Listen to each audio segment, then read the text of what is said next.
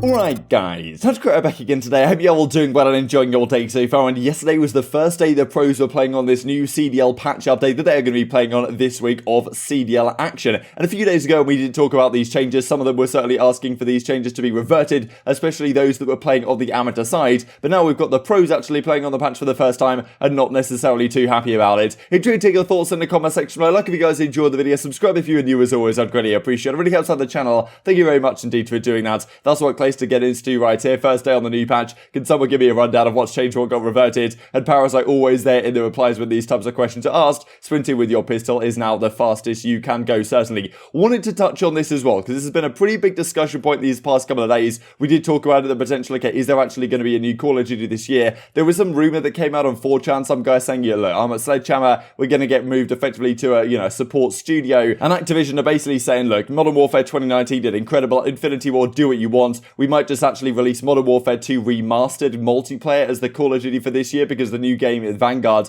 is just terrible and not in a releasable state by any means. And apparently, it said that they were trying to port assets over from World War II, but it didn't work out because they want a new engine or something. And these types of things were rumoured. So, okay, that's the present rumour that's kind of going around, that maybe there's no Call of Duty this year. And obviously that does have big implications, if that was to be the case, for what's going to happen with the pro scene, right? Like, what Call of Duty do we play on? My expectation is if that was to happen, if there's no new COD this year, let's say it is Modern Warfare 2 remastered multiplayer that comes out, I don't reckon we're going to be playing that, because the focus of Activision is still going to be on Cold War, I guess, and, Warzone in general and Modern Warfare. So, who really knows? I suppose my proposal would be that we keep playing Black Ops Cold War and, bringing back some new maps. I mean, honestly, if we just completely have, all the Black Ops 2 maps come back or something, that'd be pretty cool to see, but I don't really know if that's actually going to happen, because Charlie Intel then come out and say a lot of rumours going around about Call of Duty 2021 these past few days based off a 4chan post. The user who posted it said he made up his info and didn't expect people to believe him. This is the only rumour that has been vetted by many sources, which is the one that this year's Call of Duty is going to be called World War II Vanguard. So who really knows what's going on? Because, at the same time, Charlie Intel are saying that apparently the user who posted it said he made it up, but then I was seeing some other posts saying that he got DMCA'd for the same thing. So all a bit confusing, but we'll have to keep our eyes on this going forwards, certainly. Thought this is kind of interesting from John as well. This guy straight up popped active camo on him right here on Checkmate. He goes to check this corner, turns around, and the guy just appears out the corner. I guess this corner's deeper than I initially imagined. Not sure what the John's stream settings are right here, where this picture looks ugly, but he checks the corner, and this poor guy just, somehow this guy just hid in the corner or something, popped active camo like we're playing Infinite Warfare again, and takes John out without too much issue. Thought this was kind of funny as well, actually, because Toronto Ultra did a bit of content yesterday, Canadian Trivia, I think they did it a couple of days ago now. It's just funny, right, because we see the OpTic videos doing stuff like this, right, where they have the duos that pair up for it. It was just kind of funny that the duo that they decided was Methods and Insight. I thought this screenshot right here was kind of funny, because of course, Methods can't be too happy, right, the fact that he's sitting there on the bench now, and Insight's just sliding into the starting lineup and winning championships with this team, and now he's going to do a piece of content with Insight. I don't know, I just thought it was kind of funny that the Toronto Ultra guys went down this route. But let's talk about some of the changes that happened, as we did talk about a few days ago. The sprint speed changes are really the significant ones. The fact that, okay, now using the speed grip on the SMGs isn't really too viable, doesn't really do too much about it. I think a lot of the players have decided, alright, let's just sack off the Spetsnaz speed grip and just go with some sort of normal foregrips or normal Spetsnaz grip or something like that. Reduce sprinting speed of all the SMGs. Pistols are now the fastest guns to sprint with. And for a time, we talked about initially the fact that a Krig was actually quicker with speed grip, but they now reverted that as well. So the game in general is somewhat slower than it used to be, which is what we talked about a couple of days ago. Which players does that favour? Which teams does that favour? Does it mean it's now better to have really good SMGs? Because, the SMGs are now somewhat harder to use, and some other movement changes that we looked at right here. So there's certainly some discussion with the pro players about this last night. This from Insight, feel like I'm actually stuck in a snowstorm on this new patch. So even Insight as the main assault rifle saying, okay, this game feels really sluggish right now. I do wonder who this will affect and who this will benefit, right? Because Insight is kind of known as a pretty slow assault rifle. So you'd imagine that this actually maybe helps him in the sense he can just post up on air glitch and absolutely rain down havoc from above. So we'll have to see. I'm not sure how much major impact it's going to have. We have some discussion. We'll have a look at some more discussion in a second here about the FFAR and what the weapon meta is going to look like. My expectation is Krig's 74U's still going to be in play. We did see OpTic talking on their podcast last week the fact that Envoy was trialing a Milano on Raid, so maybe we'll see a Milano on Raid this week. It's a map that I would imagine to get through the map set, maybe at a control or something, up against the Los Angeles Thieves when they play them on Sunday. And also you've got Dashy thinking about the FFAR and hoping that can be viable as well. I saw some of the amateurs tweeting about that, they like the FFAR in its current state as well, but will the weapon meta change for the majority of teams? That is something which I doubt to some degree, but one thing that certainly is changing is the ability to run around the map very quickly indeed. As Clinic says, me with a sub currently tried to run off spawn. Very slow indeed. It feels like a slug, a snail on the map with the fact that the Spetsnaz speed grip is no longer as quick as it was. And the pros, of course, haven't been playing on this patch. I'm pretty sure they play the week of the old patch, then they take Monday off as a rest day or whatever with no scrims,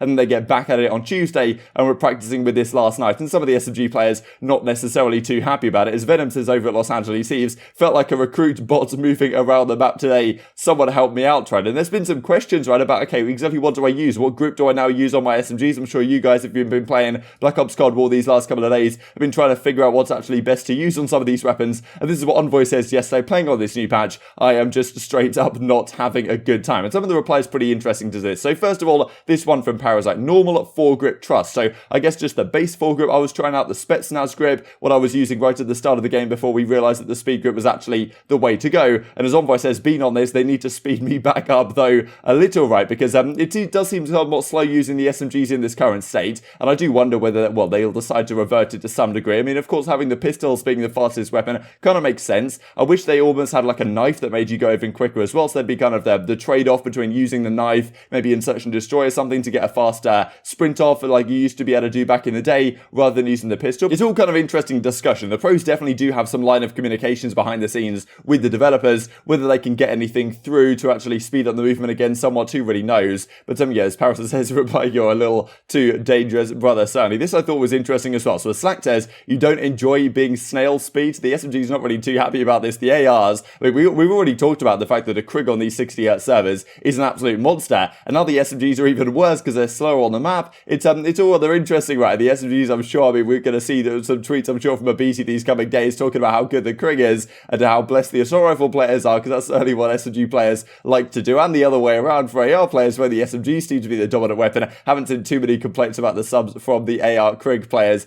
as of yet. They're trying so hard to nerf her, says Envoy. Buff movement and handling speeds across the boards, says Parasite. So he kind of wants it to go back to where it was. And you know, we've seen some discussion also the fact that this game's in a pretty good state right now, but it would be even better if we had a, well, maybe hit scan on some of the weapons. We had some increased strafing speed on the other weapons as well, like we kind of used to have back in the day, especially the ARs. That might be quite nice to see. And as Dashy says also, buff movement and handling speed on the FFAR, and we are chilling, boys. I agree. So maybe he's been trying the FFAR, but he's realizing, okay, maybe it's a little bit slower than I would have liked. Maybe it doesn't pull up quite as quickly as I would like as well. So maybe I still have to use the Krig, but maybe in certain situations the FFAR could be viable indeed. The problem really with it is that the fact that in statistically at least, given how quick it kills and how fast it shoots, the FFAR actually could be viable. But if you miss like 1 or 2 bullets, which is pretty easy to do given the fact that it recoils a lot, then the Krig is certainly still the more dominant weapon. But if Dashy can literally not miss a bullet with it, then who knows whether it could be viable. But I do wonder whether he'll risk it maybe in a series up against the Los Angeles Thieves this Sunday. I mean, every series obviously is very important for every team at the present time, so they're really putting out something that you haven't necessarily been using in practice to great effect. We'll have to see whether he gives it a go. As Parasite says, bust everything at the M8 and add Yemen. Let's just play Black Ops 2 Remastered. And given what we were talking about a few minutes ago, right, if there is no new COD this year, you know, what do they do, right? I would honestly kind of love to see a world in which they keep maybe changing up exactly how the weapons play in Black Ops Cold War. Maybe they do some sort of major weapon overhaul or something before the new season of the CDL. So instead of the 74U being the dominant weapon, it's the MB5 or it's some other weapon that comes back, and then keep adding some old Black Ops 2 maps. I mean, having Yemen in there, having Meltdown in there for search, add packs and we're chilling, baby, says Dashy. So maybe we just completely switch up the game, bring back jetpacks, give me a specialist while we're at it. Camo would go crazy in this game, kind of like what John was experiencing a little bit earlier. Need Crash, can't Chal, and AR certainly need that 200 HP like we used to have, of course, back in Black Ops 4 now. To finish off the video, I thought I'd go through a couple of interesting things, because this was pretty funny. It was all the rage of the timeline yesterday. The Esports Certification Institute. So, effectively what this is, you can pay like 400 quid or $400 or whatever it is to do this test, effectively, which then gets you this certification. Apparently that means you're now an esports expert or whatever. You can then go to an esports organization and be like, look, I'm an esports expert. Here's my 400 quid that I paid to get this test done. And now, well, you've got to hire me as a result. And some of the questions on this test, or at least there's like a practice exam you can do before you actually pay 400 quid and still fail it. And some of the pros were looking at this thinking like, what is going on here, lads? This isn't really how esports works necessarily. I can see the intention of it, but some of the questions are just really strange. As Clay says, I can safely say I've never needed to answer any of these questions. Some weird math stuff. I mean, there was some math stuff, there was some like esports general stuff. I mean, some of these questions are just really funny. As Nade says, like he's talking about how he's going to fail it as well. Someone get me a Scranton so I can flunk out of esports in general in certainly disastrous fashion. And well, this is one that JP points out specifically. A player is practicing their accuracy and has set a target of 80% average accuracy in 6 games. In their first 5 games, they averaged 78% accuracy. What must the player's accuracy be in the last game to achieve their goal of 80% accuracy across the 6 games? Pretty sure the answer would have to be A, 90%, but I'm not really sure why these are the maths questions that you're seeing, well, in these type of tests to get certified as being some sort of esports expert or something. I don't even really know what's going on in this scene anymore, but I thought it was pretty entertaining regardless. Also on the challenger side, yesterday was a massive day. ILLey did a good recap right here of, well, some of the crazy action that's been going down in the elite. And honestly, there's so many talented players down there. It's actually insane to think about how, one of the teams of like Fire, Methods, I think it was Decimate and Slacked or something on the squad, all players who have been in the Pro League in the past. So it's crazy stacked down there. I certainly hope we do end up getting expansion next season. As Parasite says, cherry on top, I'm moving to Texas before the next open. Can't wait to finally be around more friends and get out of the West Coast playing Call of Duty. Last few weeks have been a blessing. Went from teammates being poached in the CDL, getting screwed and turning it all around. Good stuff from Parasite and Frying it last night as well in the challenger stuff as well. 5-5 ice as he says right here. But it's really take your thoughts on all this stuff in the comment section below. What do you guys think about the new patch if you have been playing on it? Would you make some changes? Do you think Dashy's actually going to be trying out the AR? Because of course on Sunday this week, the very final match of the week, they do play Los Angeles Thieves. If OpTic can go 3-0 on the stage, that would be a very good start to it from them. But Los Angeles Thieves, they have a very tough week. They play FaZe first, and then they play the OpTic guys to finish it off. The only team they have lost to so far this season with their new lineup since the Stage 2 Major when they brought it in is the Toronto Ultra. So maybe they will find another way to lose later on this week. Maybe the patch update will have some difference in that, with Venom not necessarily enjoying himself too much. But it's really to hear your thoughts in the comment section below. Hope you guys enjoyed the video. If you did enjoy it, I'd greatly appreciate a like on the video. It really helps out the YouTube algorithm to know you enjoyed this content. Other people like you may enjoy this content as well, and I've grown the competitive Call of Duty community. Thank you for watching as always. Take care, and I will see you next time. 2-2 1 2-2 1 hot tub.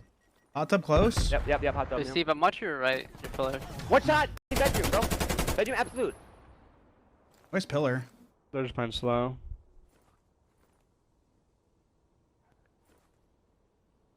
Holding ring cross. They could wrap it. They're gonna wrap it to B probably. One switch out, water steps on me. I'm zigging in the corner. Yo, you're gonna have to look over me. Ivy thinking cross. I'm gonna be stuck. I might have a kill. He's close. I'm one shot. Ivy push. I think one's middle somewhere. He's been laying down. He's planning. He's planning. Nice, still out, Moch. So water steps. Muppy water. Oh, yo, top mansion. One's water steps. Nice, Got him, top water mansion. Put together. Dead. Let's go mansion. He was top. Trust. Work it together, guys. Don't He's up top. One shot. Dead. Nice. Oh my god, I got choked. My bad, boys.